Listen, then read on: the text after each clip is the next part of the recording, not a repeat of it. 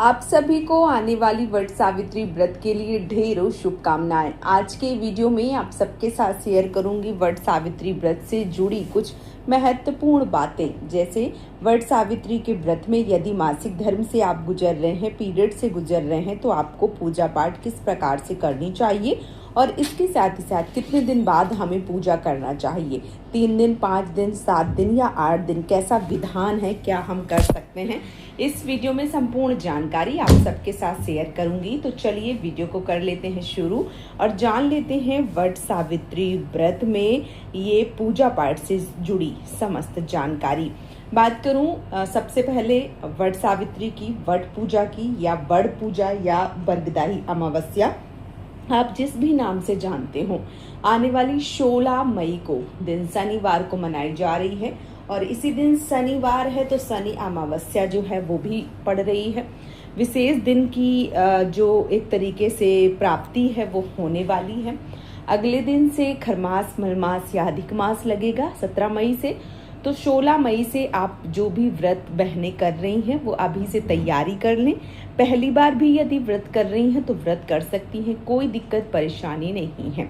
अब बात आती है मासिक धर्म या पीरियड की। तो देखिए, जो महिलाएं हैं, जो भी बहनें हैं, जो पूजा पाठ किसी भी प्रकार की करती हैं, कभी ना कभी ऐसी सिचुएशन ऐसा उनके साथ होता ही है कि कभी ना कभी कोई ना कोई व्रत त्योहार में वो पूजा पाठ से वंचित रह जाती हैं। तो यदि आपका मासिक धर्म या पीरियड आने वाला है और आप वट पूजा की तैयारी कर रहे हैं या वट पूजा की तैयारी कर चुके हैं, और कई बार जो डेट है वो आगे पीछे भी हो जाती है, तो ऐसे में बहुत सारी बहनें जो हैं वो परेशान हो जाती हैं। तो आप बहुत ज़्यादा परेशान ना हो। ऐसे में अगर आप मासिक धर्म या पीरियड से गुजर रही हैं तो आप अपने जो भी बड़े हैं घर में, सास ससुर, मान लीजिए सास या देवरानी जेठानी, ननद कोई भी हैं, तो आप उनसे पूजा पाठ का सामान बनवा के पूजा पाठ जो है वो करवा सकती हैं।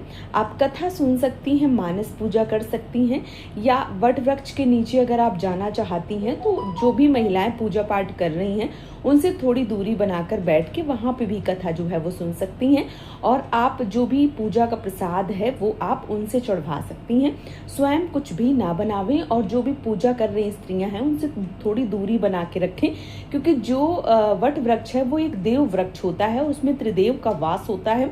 तो ऐसे ही हमें पूजा पाठ वाले, जैसे हम मंदिर के प्रांगण में नहीं चढ़ते हैं, उसी प्रकार से हमें देव वृक्ष के पास भी नहीं जाना चाहिए। लेकिन कई बार क्या होता है कि बहनें दूर से बैठ के कथा सुनना चाहती हैं तो सुन सकती हैं दूर बैठ के कथा। इसमें भी बहुत ज़्यादा संशय जो है वो आपको नहीं करना है, ठीक है। व्रत जो है वो आपको करना है किस प्रकार से, जैसे आप शुरू से करती चली आ रही हैं। आप जैसे पूजा करके अगर भोजन कर लेती थी तो उस प्रकार से कर लीजिए। यदि आप मान लीजिए कि पूजा करने के बाद फलाहारी करती थी तो वो कर सकती हैं, या जो एक टाइम का मीठा भोजन है उस प्रकार से भी कर सकती हैं। आपके घर की परंपरा जो भी है उस प्रकार से आप करें, क्योंकि बहुत सारे घर की ऐसी परंपरा है कि वट सावित्री के व्रत का पूजन होने के बाद में भोजन इत्यादि कर लिया जाता है। तो यदि आपके यहाँ ऐसा परंपरा, ऐसा नियम है तो आप कर सकती हैं, ठीक है। यदि आप मान लीजिए गृहस्थ से दूर हैं या घर से दूर हैं और पूजा पाठ के लिए बहुत ज़्यादा परेशान हो रही हैं, तो आप किसी पड़ोसी की भी मदद ले सकते हैं। कोई व्रत कर रहा है तो उनकी भी मदद लेकर आप अपना जो पूजा पाठ है वो करवा सकती हैं। और यदि ऐसा करना संभव नहीं है तो आपके बच्चे बड़े हैं तो आप उनसे सिंगार का जो सामान है वट वृक्ष के पास पहुंचा के चढ़वा दीजिए और कुछ सामान उसमें से मंगवा लीजिए और घर पे बैठ के कथा सुन लीजिए, बच्चों से पढ़वा लीजिए या हस्बैंड से पढ़वा लीजिए, या अभी सोशल मीडिया के ज़माने में आप यूट्यूब में भी सुन सकते हैं।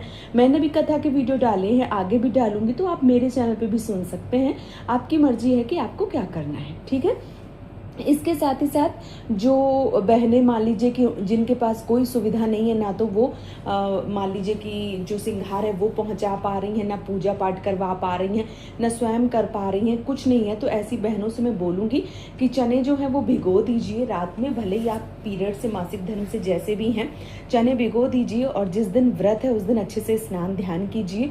और इसके साथ ही साथ मान लीजिए कि जैसे सुबह 8 बजे, 9 बजे, 10 बजे, जितने भी बजे आपको लगता है कि अब इतने बजे पूजा करनी चाहिए, तो उतने बजे आपको स्नान ध्यान करने के बाद में एक जगह जो है वो सुनिश्चित कर लेनी चाहिए, वहाँ पे बैठ जाना चाहिए।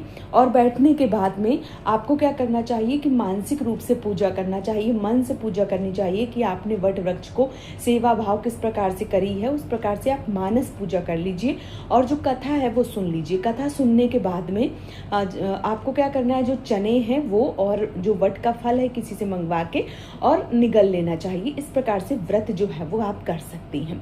ठीक है, ऐसा ना करें कि आपको पीरियड से मासिक धर्म हो गया है तो फिर आप चने ना निगलें, ये सब ना करें। व्रत को पूर्ण करें, जिस तरीके से व्रत किया जाता है उस प्रकार से आप व्रत जो है वो करें। तो आप चने और फल जो है वो निगल कर व्रत का पारण कर सकती हैं, व्रत अपना संपूर्ण कर सकती हैं।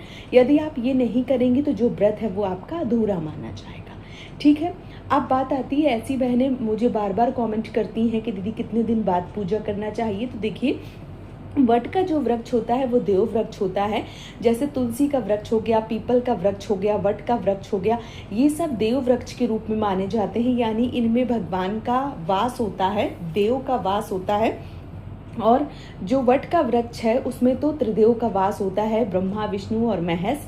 तो आपको क्या करना है कि आपको जो पीरियड्स है, जो मासिक धर्म है, 3 दिन तक वर्णन मिलता है। किसी भी अपनी जो धार्मिक पुस्तकें हैं उसमें 3 दिन का वर्णन मिला है, तो 3 दिन तक तो आपको बिल्कुल भी पूजा पाठ नहीं करना है। चौथे दिन और 5वें दिन की बात आती है। बहुत सारी बहनें चौथे दिन के असमंजस में होती हैं, कहती हैं कि दीदी चौथा दिन है मेरा लेकिन मैं पूर्णतः साफ स्वच्छ हो जाती हूँ, तो क्या मैं पूजा करूँ या ना करूँ।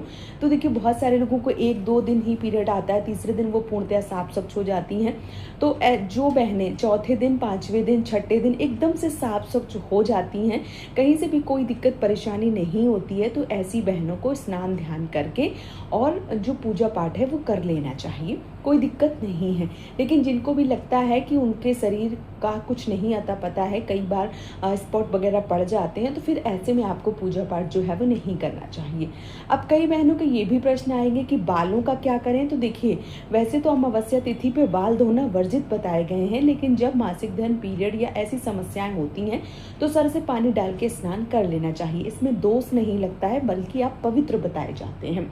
तो आप सर से पानी डाल के स्नान कर लीजिए। बालों को खोलिए मत, मतलब आगे की तरफ झुका के नहीं धुले जाते हैं। लेकिन अगर बाल बंधे हैं, आप किसी जैसे नीर सरोवर में स्नान कर रहे हैं तो वहाँ भी नहा सकते हैं, या आप जैसे अपने घर पे भी स्नान कर रहे हैं तो थोड़ा सा गंगा जल डालिए पानी में, शावर वगैरह ले सकते हैं, आप बकेट से नहा सकते हैं। तो सर से पानी डाल के जो है वो स्नान आप कर सकते हैं, इससे आपका शुद्धिकरण जो है वो माना जाएगा। तो इस प्रकार से पीरियड्स या मासिक धर्म में आप पूजा कर सकते हैं।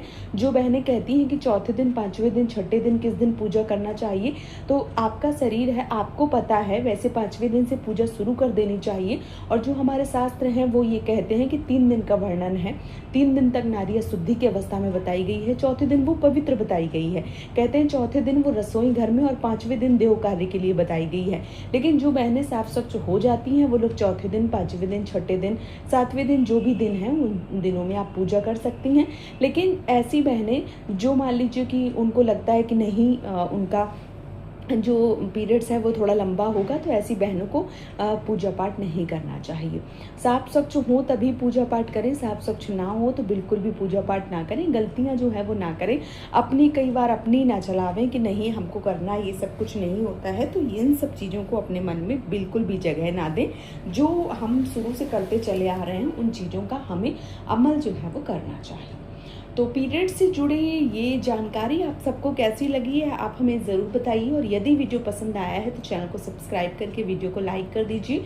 और यदि आप ऐसी ही जानकारी प्राप्त करना चाहते हैं तो चैनल से जुड़े रहेंगे तो आपको समय समय पे सही और सटीक जानकारी मिलेगी। आपको और किस बारे में जानकारी चाहिए आप मुझे नीचे कमेंट में ज़रूर बताइए। और बहुत जल्दी और नए वीडियो के साथ में मिलूंगी आप सबको। आज का ये वीडियो मैं यहीं पे समाप्त कर रही हूँ। आप सभी को एक बार फिर से वट पूजा की ढेरों शुभकामनाएं। जय माता दी, राधे राधे।